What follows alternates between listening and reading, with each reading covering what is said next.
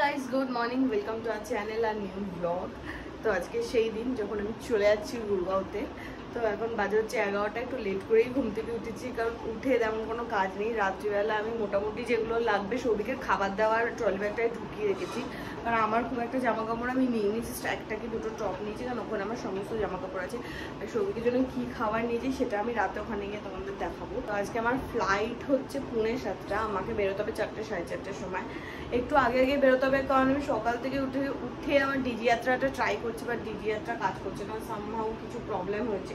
অনির্বাণকে বললাম, অনির্বাণও same problem হচ্ছে। আর আমি এই গোটা গরমকালটা মেথি আর জিরেটা ওভারনাইট ভিজিয়ে রাখি, সকালে উঠে এটা খাই, কারণ হচ্ছে যাতে পেটটাও ঠান্ডা থাকে, আর মানে এটা শরীরে কোনো ক্ষতিও করে না, গ্যাস ফ্যাস সব দূর করে। আর যা গরম পড়েছে কলকাতায়, তাই জন্য এটা ওভারনাইট ভিজিয়ে আমি খাচ্ছি কদিন ধরে। এখানে এখন সৌভিকের জন্য শাক আনা হয়েছে, লাউ শাক। এটাকে কেটে এবার মা নিয়ে যাবো, মানে মা কেটে দেবে, এটাকে কেটে নিয়ে যাবো।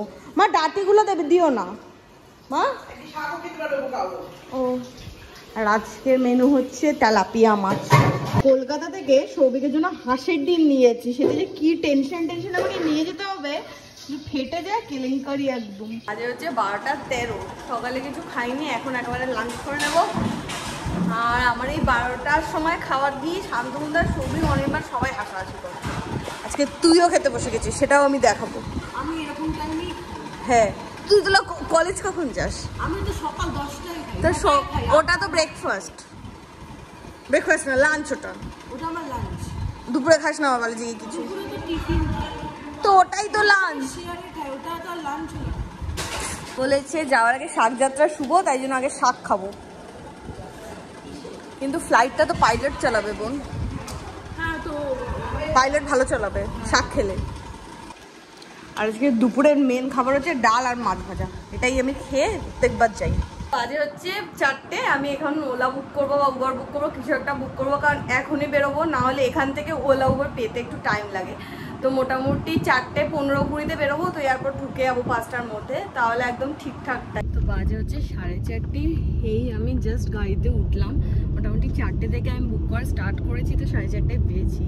প্রথমে উবার বুক করেছিলাম, বাট উবারের ড্রাইভার একদম মুভই করছিল না, তো তাই জন্য ক্যান্সেল করে আমি তখনই ওলা বুক করলাম। তো পেয়ে গেছি 5-7 মিনিটের মধ্যে ওলা। তো 4টেই বুক করেছি বলে মানে 4:30 আমি বেরোতে পেরেছি। 4:30 বুক করতাম তাহলে প্রচুর লেট হয়ে যেত। তো যাই হোক, 15 দিন এবার তো যাচ্ছি কম সময়ের জন্য, তো খুব একটা কষ্ট হচ্ছে না।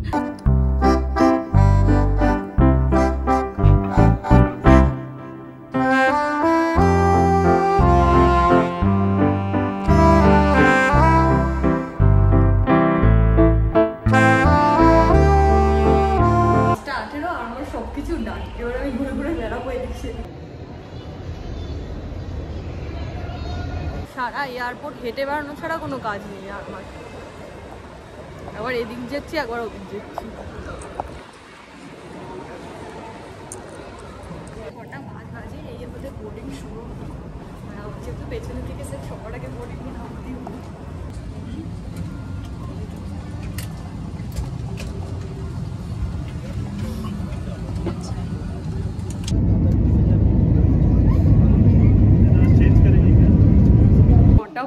সবে ল্যান্ড করলাম, আজকে ল্যান্ডিংয়ে একটু টাইম লেগেছে বেশি। সৌভিকও পৌঁছে গেছে, 6 নম্বর বেল্টে ব্যাগ দিয়েছে, তো ব্যাগ নিয়ে তারপর বাইরে হবো। 2 মিনিট ধরে বেল্টের সামনে দাঁড়িয়ে আছি, ব্যাগ আসার কোনো সিন নেই।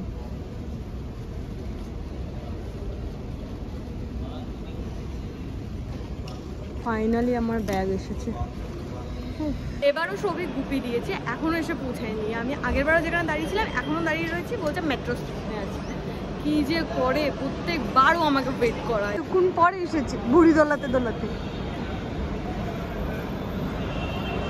তুই প্রত্যেকবার এরকম এত সুন্দর টাইমে কি করে, অন টাইমে কি করে পৌঁছাস? আজকে একদম অন টাইমে এসেছি। আর অন টাইমে এসেছি। আমার ফ্লাইটটা কটায় ঢুকেছে? 9:10। 9:10-এ ঢুকেছে। 9:10-এ আমি ব্যাগ পেয়েছি। তুই 9:10 আমাকে ফোন করেছিস, তখন আমি নেমে গেছি। নেমে এবার তারপর ব্যাগ পেতে তো সময় লাগে। তোর তো ওয়েট করার কথা ছিল এসে। আরে আমি তো এসে ওয়েট করতে চেয়েছিলাম, কিন্তু আমাকে এই ওয়েটটা আমাকে করিয়েছে এয়ারপোর্ট এক্সপ্রেস লাইনের ওখানে 15 মিনিট দাঁড়িয়েছিলাম। প্রত্যেকবার এক্সকিউজ পাল্লায় পরে সারা এয়ারপোর্ট জুড়ে আমি দৌড়াচ্ছি ক্যাবের জন্য। তোর শহর ওলা উবার পাওয়া যাচ্ছিল না, র্যাপিডো আমি পেলাম, তাও আবার কথাও শুনবো। সাধ্য সাধনা করে আজকে আমরা ক্যাব পেয়েছি। যেটা বললি সেটা আর একবার বল, বল কি বললি একটু আগে সেটা বল, বল টেনশনে আছিস কেন বল? কিসের টেনশন? আমি এই তো বললি তুই টেনশনে আছিস, বাড়ির অবস্থা গু করে রেখেছিস তো। এই কাকার ট্যাক্সি করে আমি ফেরত যাবো এয়ারপোর্টে, বলে দিলাম মাম্মি। সবার আগে আমি ট্যাক্সি নিয়ে ফেরত পাঠাবো। মেলা হচ্ছে সেই বিখ্যাত সিঁড়ি, যা এটাকে মাথায় নে, মাথায় নিয়ে যা, যা।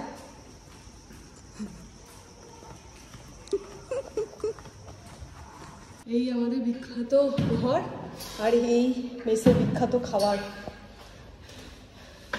খোল।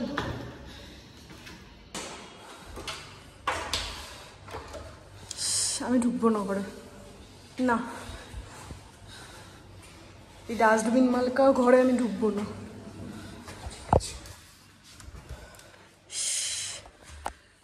কি গন্ধ বেরোচ্ছে ঘর দিয়ে।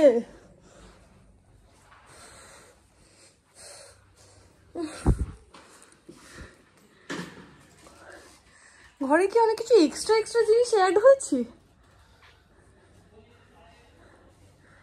বাসন কোসন তো নেই, এ কটাই তো পড়ে আছে।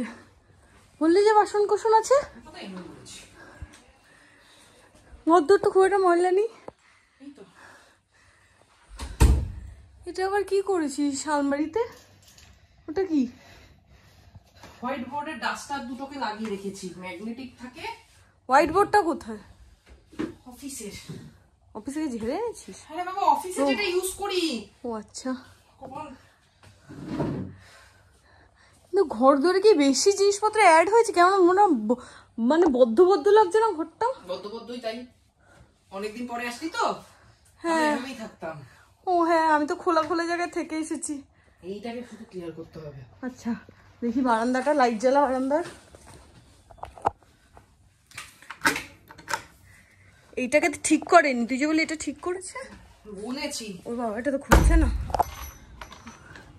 বাহ, বারান্দাটা পুরো পরিষ্কার। বাথরুমটা করতে পারিনি পুরো। না বাথরুম পরিষ্কার আছে বাবা। তুই ভয় দেখেছিস কেন? চিড়ে বাদাম আছে, তুই আমাকে কেন আনিয়েছিস? কোথায় চিড়ে বাদাম? মানে এটাকে কি চিড়ে ভাজা? হ্যাঁ চিড়ে ভাজার গোটা প্যাকেটটা থেকে আর এইটুকু পড়ে আছে। আর এখানে সৌভিক খাকড়া এনেছে। খাকড়া না, এটা ফাপড়া। আরে দোসা খাকড়া, ওই স্ন্যাকি বেলসের একটা স্ন্যাক্স। দেখি হেলদি। হ্যাঁ ভালো কথা, চিজ ফ্লেভারের। এটা অ্যাকচুয়ালি শিপ্রার ওখানে দেখেছিলাম, শিপ্রা খাচ্ছিল, তারপর আমি একটা কিনেছি। প্রচুর কিছু রান্না করে গেছে। এখানে স্যালাড কেটে গেছে, চাটনি, এখানে এটা তো আলু কুমড়ো, উচ্ছে। ও কুমড়ো নেই, আলু আর উচ্ছে ভাজা, এখানে পাঁপড় ভাজা, এখানে কি আছে? ও হো, এখানে চিকেনটা তো দেখি লোভ হচ্ছে। চিকেন, এখানে নিশ্চয়ই এটা ভাত বোঝাই যাচ্ছে, আর এটা ডাল। কিসের ডাল? প্রেসার কুকারের ডাল। আচ্ছা তা মানে কিসের? মুসুর ডাল। এটা দেখাতে পাচ্ছি না, এটা তুই দেখা। কাসুন্দি তো আছে, তুই কাউ কাসুন্দি কেন আনতে বলেছিস? তাও কাসুন্দি না, তাও কাসুন্দি। তাও কাসুন্দি কেন আনতে বলেছিস? তার কারণ এটাকে আমি 6 মাস ধরে বাঁচিয়ে রেখেছি, শাক দিয়ে খেলে যদি ফুরিয়ে যায় সেইভাবে খাচ্ছি না। কি এখনো আধা রয়েছে। মেকআপ না থাকলে আমি জানিস না অরিজিনালটা খেতে পারি না। ভগবান, আজকে আমরা শালপাতায় খাবো। শালপাতাটা একটু বিয়ে বাড়িতে আগে ধুতে হয়। আর তুই অতগুলো গালি খেলি, ছেলেটা কত খাটলো। না আমার গালি খাওয়া অভ্যাস। এতদিন পরে এলি, একটু গালি না খেলে হয়? মনেই হয় না তুই এসেছিস। আরে অনেক উচ্চ আলু হয়ে গেছে, এত উচ্চ আলু কি দিয়ে খাবো? ভাত দিয়ে। এটারে কাসুন্দ মাখবো, একটুখানি কাসুন্দ দিয়ে মেখে খা, ভালো লাগবে। আজকে জীবনে প্রথমবার একটা জিনিস ট্রাই করছি, সেটা হচ্ছে ভীষণ উইয়ার্ড। সেটা হচ্ছে টমেটোর ডাল উইথ পেঁয়াজ দিয়ে। তার ডালে টমেটো, পেঁয়াজ, রসুন সব দিয়ে দিয়েছি। বাহ, তার মধ্যে সবিক বলছে একটু লেবু চিপে নে, তাহলে তো এর থেকে উইয়ার্ড কম্বিনেশন আর কিছু হতো না। খাবি না, এই যে টমেটো আর এই যে পেঁয়াজ। শুধু ডাল দিয়ে খাবি? ডাল চাওয়াল, পাপড়। আচ্ছা বাস, এত পাপড় ভেজেছিস কেন? ইয়ের সাথেও আছে তো, চাটনির সাথে। বা চাটনিও? দে পাপড় দে। এটা হচ্ছে ডালের পাপড়, মানে ডাল দিয়ে খাওয়ার জন্য। ব্যাট পাপড় দে, ব্যাট পাপড় চাটনি দিয়ে খাওয়ার জন্য। একটু ব্যাট পাপড় দে, ঠিক আছে। ব্যাস। হার্ট আর পাপড়। এই জিনিসটা আমি স্কিপই করে গেছি, এটা লুকানো ছিল, এটার উপর ঢাকা দেওয়া। এটা মানে আলুর চোখা না রে? বাবা কত কিছু করেছিস তুই আজকে সারাদিনে। এতদিন তো মার হাতের মাংস খেয়েছি, আজকে অনেকদিন পর মুখটা চেঞ্জ হচ্ছে ওর হাতের মাংস খেয়ে। মাংসটা মিষ্টি মিষ্টি হয়ে গেছে। কিন্তু খারাপ হয়নি, ভালো হয়েছে, ভালো হয়েছে। লেবু মেখে নে। লেবু তো পাতলা ঝরে মাখে রে। আরে এটাতেও মাখা যায়। আচ্ছা, এবার আমি ব্যাগটা খুলছি ডিমটা দেখার জন্য, যে ডিমটা আস্ত আছে কিনা। ওটা আমার সব থেকে আসল না থাকে তো এখন আমাকে পেরে দিবি।